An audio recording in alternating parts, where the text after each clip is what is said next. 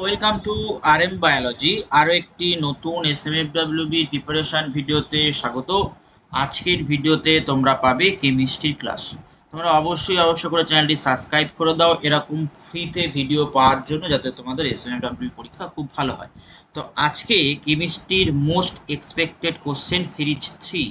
তো চলো ভিডিওটি শুরু করা যাক। প্রথম প্রশ্ন কি বলা হচ্ছে, 18 মিলি জলে মোট ইলেকট্রনের সংখ্যা কত হবে? দেখো ঘনত্ব বলে দেয়া আছে, ঠিক আছে। তো আমরা এটা করব কিভাবে? দেখো, তো এক মোল যদি আমরা H2O বলি, তাহলে সেখানে ইলেকট্রনের সংখ্যা কটা? 10টা ইলেকট্রন।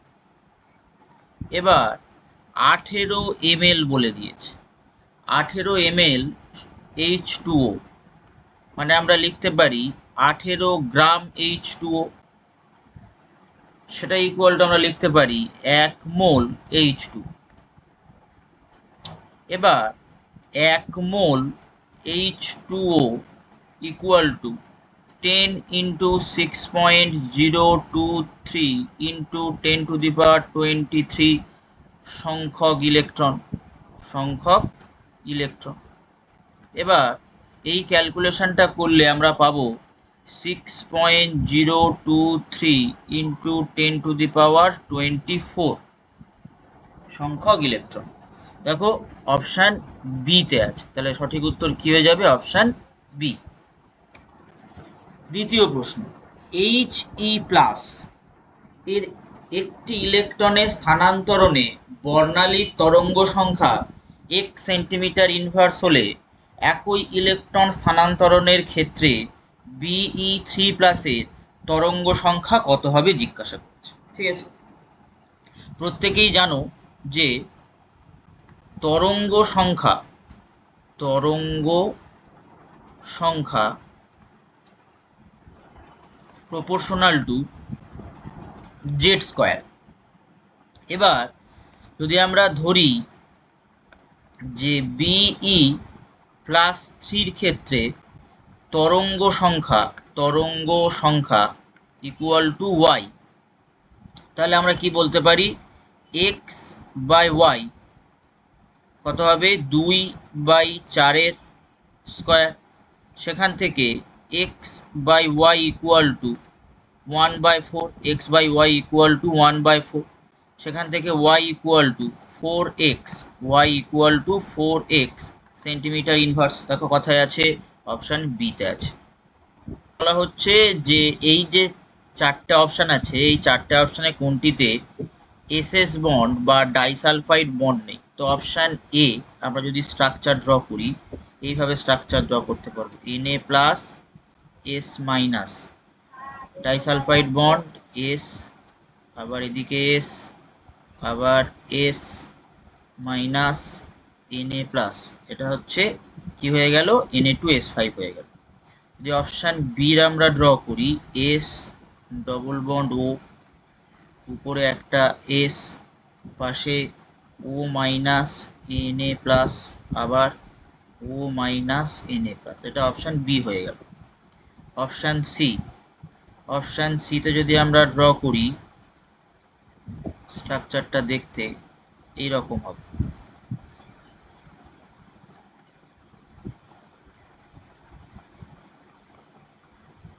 এইরকম স্ট্রাকচার আমরা দেখতে পাবো, ঠিক আছে। তারপরে অপশান ডি তে আমরা যদি ড্র করি, Na+O minus S double bond O double bond O, disulphide bond double bond O double bond O, আবার O মাইনাস Na+। তাহলে দেখো পার্টিকুলার অপশান সি তে কোনো কিন্তু আমরা এসএস বন্ড দেখতে পাচ্ছি না, তাহলে অনুপস্থিত অপশান সি। তো কারেক্ট উত্তর অপশান সি। কোনটি জলের দ্রাব্যতার সঠিক ক্রম? এবার দেখো কি কি আছে, NaCl, Na2SO4, Na3PO4, অনেকগুলো অপশন আছে, সেগুলো এবার হ্যাপাজার্ড করে সাজিয়ে দেওয়া আছে, তিনটে মেন অপশন আছে।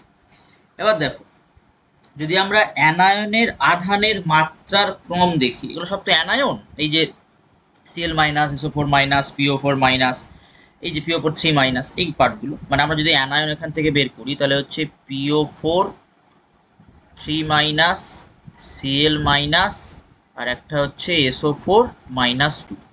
এই অ্যানায়নের যদি আমরা আধানের মাত্রা দেখি তাহলে আমরা কি লিখতে পারবো? যদি আধানের মাত্রা আমরা দেখি, আধানের মাত্রা আমরা লিখব এটা আধানের মাত্রা।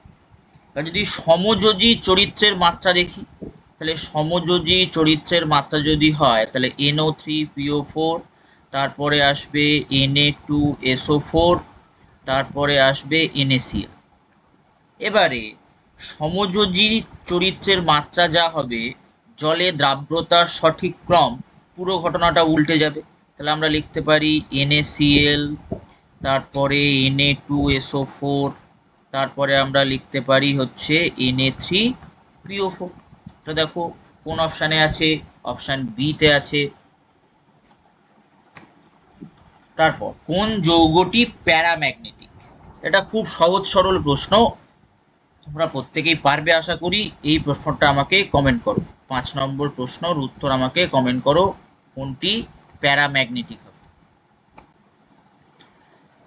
টি কেলভিন উষ্ণতায় হাইড্রোজেনের আরএমএস বলে দিয়েছে, নাইট্রোজেনের আরএমএস এর √7 গুণ হলে কোনটি সঠিক? তাহলে আমরা চলো ক্যালকুলেশন স্টার্ট করি। কার্বন আর নাইট্রোজেন বলা আছে, তাহলে আমরা বলতে পারি CRMS, সেখানে H2 ইকুয়াল টু আমরা বলতে পারি √7 CRMS ইনটু, এটা বলতেই পারি। এবার সেখান থেকে আমরা সিম্পলিফিকেশন যদি বের করি, 3RTH2 by MH2 equal to √7টা আগে থাকবে, একই 3RT ইন্টু M ইন্টু এটা লিখতে পারি। সেখান থেকে আবার লিখতে পারি 3RTH2 বাই 2 ইকুয়াল টু আমরা বলতে পারি, ভিতরে রুটটা দিয়ে দিই, ইন্টু 3RT ইন্টু বাই 28, এর মানটা বসিয়ে দেবো, TH2 by 2 equal to T into by 4। তাহলে সেখান থেকে আমরা বলতে পারি T into equal to 2H2 এটা। তাহলে আমরা কি বলতে পারি, TH2 greater than T into, তাহলে দেখো অপশান কততে আছে? অপশান সি তে আছে। NH4Cl এর জলে দ্রবীভূত করা একটি তাপগ্রাহী বিক্রিয়া হলেও এটি জলে দ্রবীভূত হয় কি কারণে? এটা একটা তাপগ্রাহী বিক্রিয়া, তবু জলে দ্রবীভূত হচ্ছে কি কারণে? এর ক্ষেত্রে delta H equal two positive হয়, ডেল্টা জিটা নেগেটিভ হয়, আর ডেল্টা এসটাও কি হয়ে যায়? পজিটিভ হয়ে যায়। ঠিক আছে, ডেল্টা এসটা পজিটিভ, তাহলে অপশান কি হয়ে যাবে? Option C. XY X2 Y2 প্রত্যেকের পারমাণবিকতা 2, প্রত্যেকের বন্ধন বিয়োজন শক্তির অনুপাত 1:1:0.5 এবং XY এর গঠন তাপ দেয়া আছে, X2 এর বন্ধন বিয়োজন শক্তি বের করতে হবে। তাহলে এখান থেকে আমরা সব থেকে প্রথম একটা রিঅ্যাকশন করে নিই, চলো। X2 plus Y2 equal to 2XY, বা অ্যারো দিতে পারো, দিয়ে লিখতে পারো 2XY। এবার আমরা জানি delta H equal to BEX হতে পারে minus X plus BE Y minus Y plus 2BE X minus Y, এটা আমরা জানি। এবার যদি X মাইনাস ওয়াই এর বিয়োজন শক্তি, X মাইনাস ওয়াই বিয়োজন শক্তি ইকুয়াল টু A, আচ্ছা, তারপরে x মাইনাস এক্স এর বিয়োজন শক্তি b, আচ্ছা, আর y মাইনাস ওয়াই এর বিয়োজন শক্তি 0.5a, এটা আমরা ধরে নিলাম। এবারে আমরা লিখতে পারি delta H F X minus Y equal to -200 kilojoule, এটা হলো। এবার আর কি বলা হচ্ছে দেখো, দুমোল, যদি পারমাণবিক কথা বলা আছে, দুমোল দুমোল এক্স ওয়াই এর ক্ষেত্রে, দুমোল এক্স ওয়াই এর ক্ষেত্রে delta H F X Y কত হবে, -400 কিলো জুল হবে। এবার সেখান থেকে আমরা যদি করি মাইনাস, অতএব -400 equal to a plus 0.5 a minus 2a, তাহলে এ সেখান থেকে কত আসবে, 800 কিলো জুল আসবে, option D. I2 plus I minus reversible I3 minus জলীয় মাধ্যমে 1 মোল I2 ও 0.5 মোল I মাইনাস কে 1 লিটার ফ্লাস্কে প্রথমে নেওয়া হলো, তারপর সাম্যাবস্থায় পৌঁছানোর পর অতিরিক্ত AgNO3 যোগ করলে 0.25 মোল হলুদ অধক্ষেপ পড়ে। তাহলে সাম্যধ্রুবকের মান জানতে চেয়েছে, সাম্যধ্রুবকের মান। তো চলো আমরা করে নিই। এই জায়গাটায় আমি সব থেকে প্রথম এই বিক্রিয়াটা করে নিচ্ছি, I2 plus I minus reversible দিয়ে I3 মাইনাস। এবারে তাহলে যদি টি যখন জিরো, তাহলে I2m মানে 1m বলতেই পারো, আর এটা হচ্ছে 0.5m। এবার টি যখন টি ড্যাশ, তখন 1 মাইনাস xm, 0.5 মাইনাস xm, আর I3টা কি হয়ে যাবে x। এবার যেহেতু আমরা এবার ক্যালকুলেশন করব যে AgI এর মোল সংখ্যা, AgI এর মোল সংখ্যা, AgI এর মোল সংখ্যা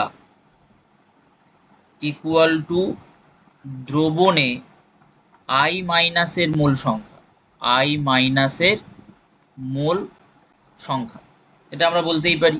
এবার I মাইনাস যখনই ইকুইলিব্রিয়ামে আছে তখন সেটা 0.25m। এবার যেটা যদি 0.25m হয়, তাহলে সেখান থেকে আমরা কি বলতে পারি, 0.5 মাইনাস এক্স ইকুয়াল টু 0.2। সেখান থেকে এক্স এর মানটা আমরা কত পেয়ে যাব, 0.25 পেয়ে যাব। এবার K equal to x by 1 minus x into 0.5 minus x. এবার কে যদি আমরা ক্যালকুলেশন করি, 0.25 0.75 ইন্টু 0.25, এটা ক্যালকুলেশন করলে উত্তর আসে 1.33। দেখো অপশান এতে আছে। আমরা 10 নম্বর প্রশ্নে চলে এসেছি। 10 নম্বর প্রশ্নে বলা হচ্ছে 100 মিলি 0.1 m HCl কে 0.1 m NaOH দ্বারা টাইট্রেশন করা হলো ফেনফথ্যালিন নির্দেশকের সাহায্যে। 100 ml NaOH যোগ করার পর পিএইচ কত হবে। দেখো এটাও 100 ml আছে, এটাও 100 ml আছে, তাহলে বেসিক্যালি ব্যাপারটা কি হয়ে যাবে, পুরোপুরি ডিসলভ হয়ে যাবে। যদি পুরোপুরি ডিসলভ হয়ে যায় পিএইচ হবে কি, নিউট্রাল, 7। একটি বর্ণহীন এক্স উত্তপ্ত করে CO2 এবং একটি সাদা অবশেষ উৎপন্ন হয় যা জলে দ্রাব্য। অবশেষটি মৃদু অ্যাসিড যোগ করলে CO2 উৎপন্ন হয়, অতএব এক্স হলো, এক্স এখানে কি হয়ে যাবে, NaHCO3, অপশন ডি। BO3 3- এর নমুনায় গাঢ় H2SO4 ও CH3OH যোগ করলে সবুজ ধার সহ শিখা দেখা গেল। তাহলে সবুজ রংটি কিসের, সবুজ রংটি হচ্ছে CH3O3b। কোনটি আলোক সক্রিয় নয়, বি এবং সি উভয় আলোক সক্রিয় নয়। কোনটি সঠিক, দেখো কি কি আছে এখানে, OH ট্রিটমেন্ট করা হয়েছে বা HO মাইনাস বলতে পারো, এটা জিজ্ঞেস করা হয়েছে, এ জিজ্ঞেস করেছে। তাহলে চলো আমরা একটু করি। এটা এটা হচ্ছে এইভাবে প্রথমে আমরা লিখে নেব, ঠিক আছে। সেখান থেকে যেমন ছিল তেমন থাকবে, জাস্ট একটা একটু এখানে H দেব, এই জায়গাটায় Cl দিব, ঠিক আছে, দিয়ে আমরা কি করব, এইচ ও মাইনাস যেমন ছিল তেমন থাকবে। এবার এই ও মাইনাসটা কার কাছে যাবে, এইচ এর কাছে চলে যাবে।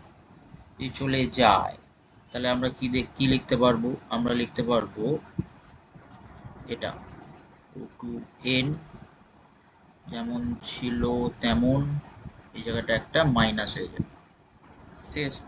বেঞ্জাইলিক কার্বনায়ন যা রেজোনেন্সের দ্বারা স্থায়ী হবে। তাহলে 14 ক্ষেত্রে উত্তরটা কি হয়ে যাবে, অপশন সি। এবার আমরা 15 নম্বর প্রশ্ন, CH3 CH বিআর, সেখানে ট্রিটমেন্ট করতে হবে প্রথমে এলআই, তারপরে সিউআই, CH3 CH2 বিআর করলে আমাদের কি হতে পারে, এটা কি হতে পারে সেটা আমাদের জিজ্ঞেস করেছে। দেখো, তো সব থেকে ফার্স্ট যদি আমরা 1 আর 2টা করি, মানে এটা আর এটা যদি আমরা ট্রিটমেন্ট করাই এই পার্টিকুলারটার সাথে, আমরা কি পাবো, আমরা পাবো হচ্ছে CH3 CH2 সেটা 2 CuLi পাবো, ঠিক আছে। এবার এটার সাথে বলেছে কি এই পার্টিকুলার জায়গাটার কি করাতে, বিক্রিয়া করাতে। এটা বেসিক্যালি কি বিক্রিয়া, এটা কোরে হাউস বিক্রিয়া। কি বিক্রিয়া, এটা হচ্ছে কোরে হাউস বিক্রিয়া, এটা নেম রিয়াকশন একটা। সেটা যদি আমরা ট্রিটমেন্ট করি আমরা কি পাবো, CH3 পাবো, CH2 পাবো, আবার CH3 পাবো। তাহলে দেখো 15তে কোন নম্বর অপশানে এটা আছে, অপশান এ তে আছে, অপশান এ। 16 নম্বর প্রশ্ন, এই যে বিক্রিয়াটা করা আছে এই বিক্রিয়াতে উৎপন্ন অ্যালকিন কোনটা হবে, এই বিক্রিয়াতে উৎপন্ন অ্যালকিনটি হয়ে যাবে অপশান এ। এই বিক্রিয়াতে উৎপন্ন অ্যালকিন সেই অপশান ডি, অপশান ডি। 17 কোনটি সঠিক বিকারক, কোনটি সঠিক বিকারক, NaBH4 এটা সঠিক বিকারক, এই প্রয়োজনীয় বিকারকটা। 18 দেখো CH3COOH P4Cl2 দিয়েছে, দিতে X হয়েছে, তারপরে KCN দেয়া হয়েছে, KCN লঘু অ্যাসিড দিলে Y হয়েছে, তাহলে Yটা কি জিজ্ঞেস করা হয়েছে, Yটা কি, চলো আমরা এই বিক্রিয়াটা করি। তাহলে আমরা প্রথমে X ইকুয়াল টু লিখব, X ইকুয়াল টু আমরা কি পাবো, X ইকুয়াল টু আমরা পাবো Cl CH2 COOH এটা পাবো। তো এটার সাথে কি দেয়া হচ্ছে, এটার সাথে কেশিয়ান দেয়া হচ্ছে আর লঘু অ্যাসিড দেয়া হচ্ছে, দিলে আমরা Y হিসেবে কি পাবো, Y হিসেবে পাবো হচ্ছে ম্যালোনিক অ্যাসিড। কি পাবো, ম্যালোনিক অ্যাসিড।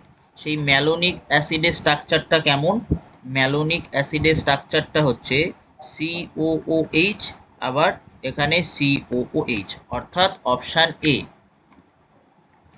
তারপর হচ্ছে 19 নম্বর প্রশ্ন, আম্লিকতার সঠিক ক্রম। দেখো কি কি আছে, ফেনল আছে, ফেনলের সাথে একটা CH3 আছে, তারপরে একটা NO2 আছে, আবার NO2 পজিশন চেঞ্জ করা হয়েছে। এক্ষেত্রে সঠিক উত্তরটি হয়ে যাবে অপশান ডি, এক্ষেত্রে সঠিক উত্তরটি হবে অপশান ডি। এগুলো থিওরিটিক্যাল প্রশ্ন। তারপরে কোনটিতে HBr জুট বিক্রিয়া সহজ হবে, HBr জুট বিক্রিয়া কোনটিতে সঠিক হবে। তো এখানে বেসিক্যালি উত্তর হবে কোনটা, উত্তর স্থায়ী কার্বোক্যাটায়ন যেখানে পাবো সেটাই কিন্তু আমাদের উত্তর হয়ে যাবে। স্থায়ী কার্বোক্যাটায়ন আমরা পাবো কিন্তু অপশান ডি তে, তাহলে অপশান ডিটা সঠিক। চলো যদি একটু আমরা এটা করি তাহলে আমরা বলতে পারি কি CH3 C, সেখান থেকে আমরা CH2 তার সাথে জুতো বিক্রিয়া মানে আমরা বলে দিতে পারি HBr। এবার HBr এর এই পার্টিকুলার পার্টটা এটা এই জায়গাটা চলে আসবে, এলে আমরা RDS এখানে লিখে দিই, দিয়ে আমরা কি পাবো CH3 আর এটা একটা প্লাস থাকবে। তাহলে এইটা হচ্ছে সব থেকে সহজতম হবে, তাহলে অপশান ডি। 21 নম্বর প্রশ্ন, নিউক্লিক অ্যাসিডের কোন ক্ষারটির দুটি সম্ভাব্য বাইন্ডিং সাইট থাকে, এটা তোমরা কিন্তু পড়েওছো, এটা তোমরা পড়েছো কোথায়, এটা তোমরা পড়েছো বায়োলজিতে। এটার উত্তর আমাকে বলো দেখি, সম্ভাব্য দুটো বাইন্ডিং সাইট থাকে, এই উত্তরটা কি হবে, 21 নম্বর উত্তরটা কি হবে আমাকে কমেন্ট করো। 22 কোনটি আলোকীয় সমবায়বতা প্রদর্শন করে? কোনটি আলোকীয় সমবায়বতা প্রদর্শন করে? দেখো, যেগুলো ট্রান্স আইসোমার হয় সেগুলো আলোক সক্রিয় হয় না, কারণ ট্রান্স যৌগের প্রতিবিম্বটি সম্পূর্ণরূপে উক্ত যৌগের গঠনের উপর উপরিপাতন যৌগ। তাহলে এই পার্টিকুলার জায়গাটায় আমরা যে দুটো ট্রান্স আছে, ট্রান্স দুটো হবে না, তাহলে বি হতে পারে বা ডি হতে পারে। তো এখানে অপশান কোনটা হবে? অপশান বি হবে কারেক্ট। অপশান বি হয়ে যাবে কারেক্ট। এটা আলোক সক্রিয় হবে, তার কারণ কি? এনানসিওমার গঠন করতে পারবে। হেমাটাইট ও ম্যাগনেটাইটে ধাতুর জারণ সংখ্যা হলো যথাক্রমে। হেমাটাইট মানে হচ্ছে Fe2O3। তাহলে এই জায়গাটায় Fe জারণ সংখ্যা তোমরা নিজেরা বলো কি হবে। আর ম্যাগনেটাইট হচ্ছে Fe3O4। এটা হচ্ছে উপরেরটা হচ্ছে হেমাটাইট, এইটা হেমাটাইট, আর এটা হচ্ছে ম্যাগনেটাইট। আমি দুটো বলে দিলাম। এবার তোমাদের কাজ হচ্ছে এর এফির জারণ সংখ্যা, এটার এফির জারণ সংখ্যা বের করো। বের করে আমাকে কমেন্ট করো যে 23 নম্বরের উত্তর কি হতে পারে। 24 জলীয় Na2S2O3 সাথে যদি Cl2 বিক্রিয়া করা যায় তাহলে কি উৎপন্ন হবে? উৎপন্ন হবে হচ্ছে NaHSO4। Option B NaHSO4। Option B হয়ে যাবে উত্তর। পরবর্তী, ঘনকাকার 1 গ্রাম ভরের NaCl এর আদর্শ কেলাসে কতগুলি একক কোষ বর্তমান থাকে? ঠিক আছে, এটা আমরা একটু সলভ করে নিই। চলো, লাস্ট প্রশ্ন আমরা সলভ করি। চলো, তাহলে NaCl এর আণবিক ভর হচ্ছে 58.5। এবার প্রতি একক কোষে NaCl এর সংখ্যা, NaCl এককের সংখ্যা কত? 4। তাহলে আমার বলে দিয়েছে কি 1 গ্রাম ভরের NaCl এর একক কোষের সংখ্যা কত হবে? 6.023 into 10⁻23 ডিভাইডেড বাই 58.5 into 4। তাহলে সেটা করলে আমরা পাবো 2.57 into 10⁻21। Option B. তো আজকের ভিডিওটি এই পর্যন্ত। যারা চ্যানেলে নতুন, চ্যানেলটি অবশ্যই করে সাবস্ক্রাইব করে দাও। ভিডিওটি ভালো লাগে লাইক করো, শেয়ার করো এবং অবশ্যই করে যে প্রশ্নগুলো আমি দিলাম সেগুলো কমেন্ট করো।